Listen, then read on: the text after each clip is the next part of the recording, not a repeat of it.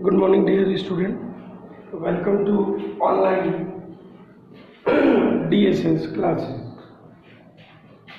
आज हमारा टॉपिक है सेल्फ इंडक्टेंस।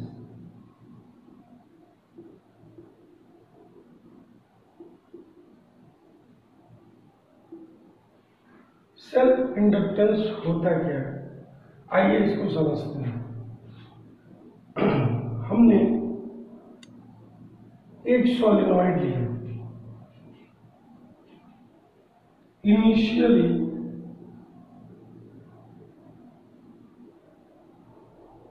इसमें करंट जीरो लिया, इनिशियली करंट इज जीरो। तो इस सोलेनॉइड से जो मैग्नेटिक फील्ड पास करेगा उसकी वैल्यू होगी म्यू नॉट एन आई, जहां n जो है वो है number of turns per unit length. अब चूंकि i जीरो है इसलिए ये भी जीरो होगा। तो इनिशियली करंट जीरो है इसलिए मैग्नेटिक फील्ड जीरो है, इसलिए इससे होके जाने वाला जो मैग्नेटिक फ्लक्स है B इंटू ए वो भी क्या होगा, जीरो।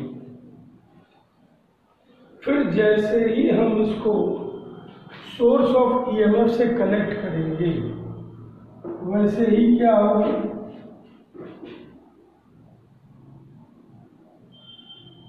जब हमने सोर्स ऑफ ईएमएफ से कनेक्ट कर दिया तब सर्किट में करंट जीरो नहीं होगी, तब मैग्नेटिक फील्ड भी जीरो नहीं होगी, तब फ्लक्स भी जीरो नहीं होगा।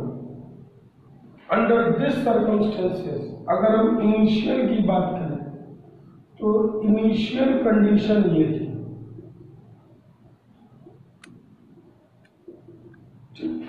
अगर हम इनिशियल कंडीशन की बात करें तो इनिशियली हमारा करंट भी जीरो था, मैग्नेटिक फील्ड जीरो था, फ्लक्स जीरो था। फाइनली बात करें तो आई बी और फाई तीनों जीरो नहीं, यानी अब फ्लक्स पास होने लगा।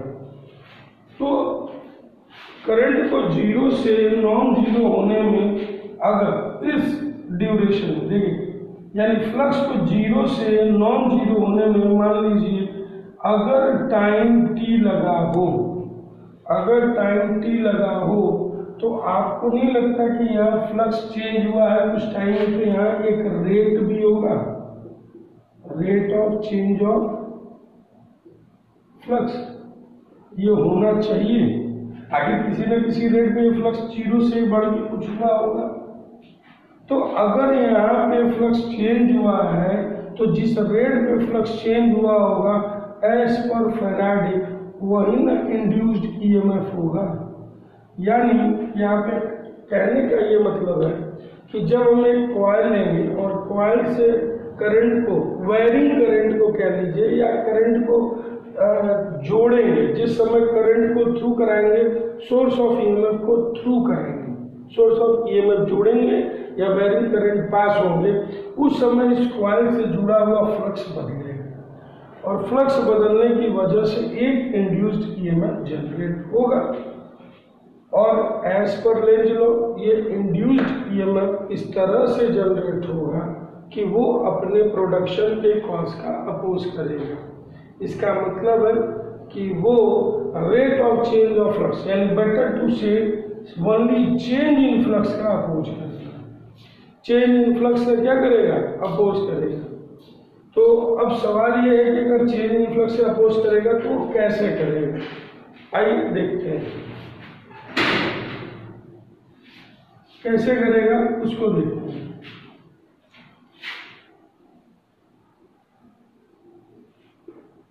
देखिए, अगर करंट इंक्रीज हो रही होगी तो इंड्यूस करंट इस डायरेक्शन में होगा, उसका अपोज करेगा।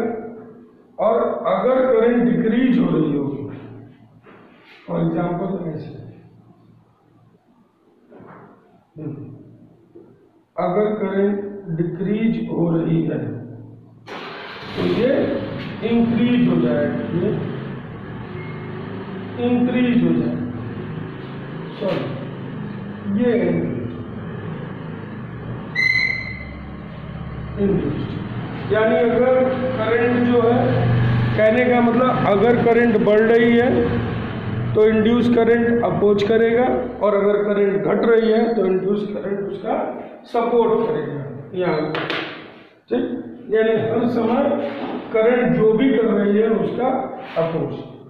तो यहाँ पे हम क्या देखते हैं कि एक कॉइल अपने में फ्लो होने वाली करंट में चेंज का, बढ़ने का और घटने का, एक कॉइल अपने अंदर बहने वाली करंट की स्ट्रेंथ में चेंज का अपोज कर रही है। इस कॉइल की इसी प्रॉपर्टी को हम सेल्फ इंडक्टेंस कहते हैं। एक कॉइल की इसी प्रॉपर्टी को हम सेल्फ इंडक्टेंस। अच्छा,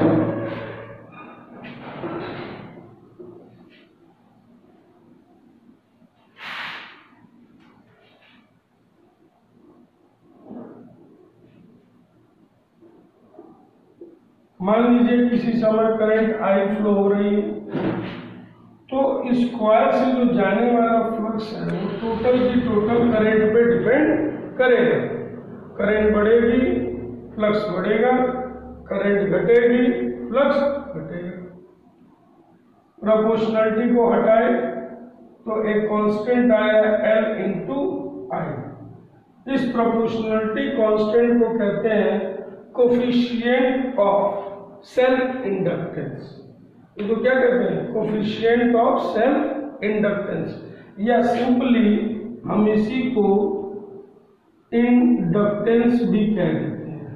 यही मेजर करेगा कि एक सब्सटेंस में एक प्रॉपर्टी, मतलब या दिए हुए स्पेसिमेन में कितना इंडक्टेंस है, यानी वो अपने में फ्लो होने वाले करंट में चेंज का कितना अपोज करेगी, यही हमको पता चलेगा। अच्छा, इसकी जो एसआई यूनिट होती है, इसको एसआई यूनिट, इसकी एसआई यूनिट हेनरी होती है। हेनरी, इसकी एसआई यूनिट हेनरी होती है, जिसे हम वेबर पर मीटर स्क्वायर, जिसे हम वेबर पर मीटर स्क्वायर भी कहते हैं। ये हो गया हमारा सेल्फ इंडक्टेंस। यानी सेल्फ इंडक्टेंस क्या है? एक ऑब्जेक्ट अपने में फ्लो होने वाली करंट की स्ट्रेंथ में चेंज का अपोज करती है, इसी को कहते हैं सेल्फ इंडक्टेंस। अब हम क्या करेंगे? अब हम ये निकालेंगे कि इसमें अगर फ्लक्स चेंज हो रहा है तो कितना इंड्यूस्ड ईएमएफ जनरेट हो। तो एज पर फेराडे,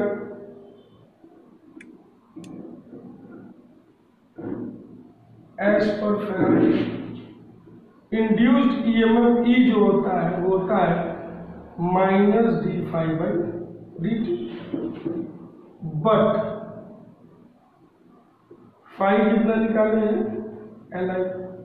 तो induced EMF minus D L I upon D T, ये हो जाएगा minus L D I by D T. ये हो गया हमारा इंड्यूस्ड ईएमएफ। तो देखिए इंड्यूस्ड ईएमएफ किस पे डिपेंड कर रहा है? रेट ऑफ करंट पे नहीं, rate of change of current पे।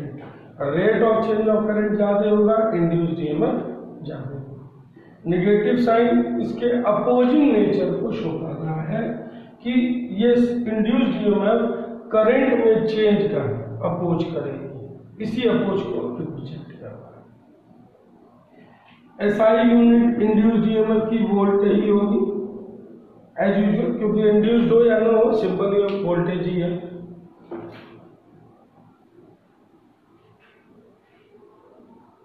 अच्छा, अब देखिए, अब हमने एक क्या किया,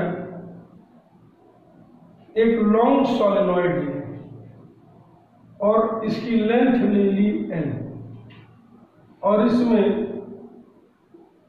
number of turns per unit length,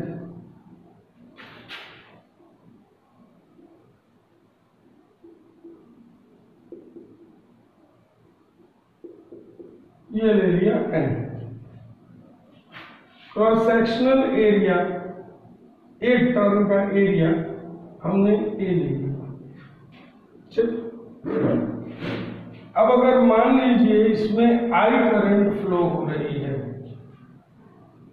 if I current flows, अगर मान लीजिए हमने एक सॉलिनॉइड ले लिया, सॉलिनॉइड में number of turns per unit length जो है वो n है और एरिया a है, तो अगर उसमें आई करंट फ्लो हो तब, if I current flows then क्या होगा, देन मैग्नेटिक फील्ड बी में कितना होगा, इसको बी लिख लीजिए, म्यू नॉट एन आई। अब इस फील्ड की वजह से कितना फ्लक्स एसोसिएट होगा,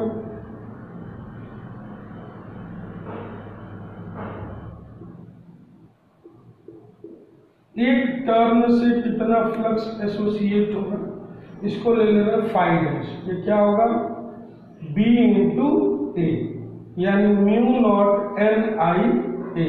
ये हो गया हमारा flux linked with one turn, एक टर्न से इतना जाएगा। तो देयरफॉर फ्लक्स लिंक्ड विथ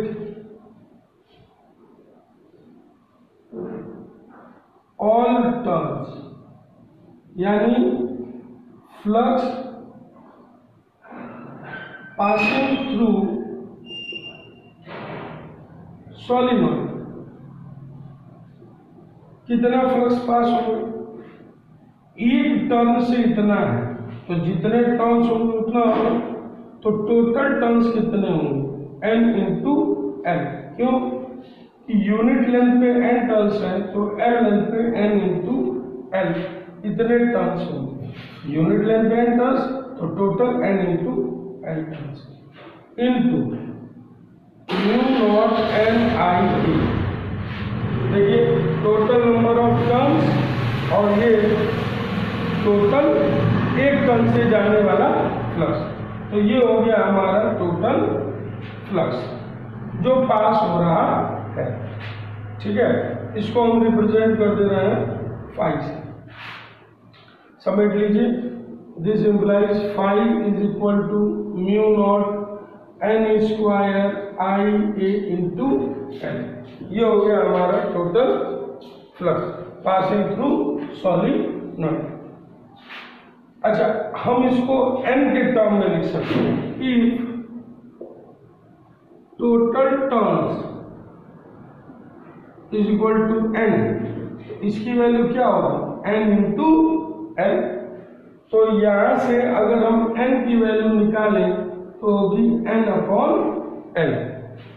देखिए मान लीजिए अगर हम स्मॉल n तो ले रहे थे number of turns per unit length, अगर मान लीजिए टोटल टर्न्स n ले लें तो हमारा स्मॉल n की वैल्यू होगी n अपॉन एल।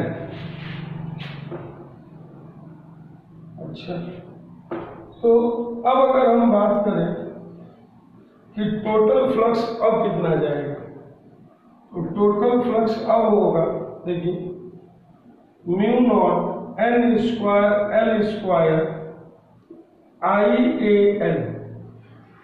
अब एल से एल कैंसिल हो जाएगा, mu naught N square I A by L. ये हो गया हमारा net flux passing through solenoid, equation 1। अच्छा, if L is self inductance ले, if L is inductance of solenoid, तब क्या होगा, नेट फ्लक्स सोलेनॉइड के थ्रू कितना होगा L इंटू आई। अभी हम इसके जस्ट पहले देखे थे इक्वेशन 2। तो फ्रॉम 1 and 2 अगर हम 1 और 2 से देखें, ये भी सोलेनॉइड से जाने वाला फ्लक्स, ये भी सोलेनॉइड से जाने वाला फ्लक्स, तो हमारा क्या आ जाएगा L I is equal to mu naught N square I A upon L। I से I कैंसिल हो जाएगा, L is equal to mu naught N square A upon. देखिए इस एक्सप्रेशन से हमें जो है सोलेनॉइड का सेल्फ इंडक्टेंस मिल गया। अब यहाँ से क्लियरली विजिबल है N नंबर ऑफ टर्न्स बढ़ाएंगे L बढ़ जाएगा, टर्न्स का एरिया बढ़ाएंगे L बढ़ जाएगा, लेंथ बढ़ाएंगे तो बढ़ जाएगा।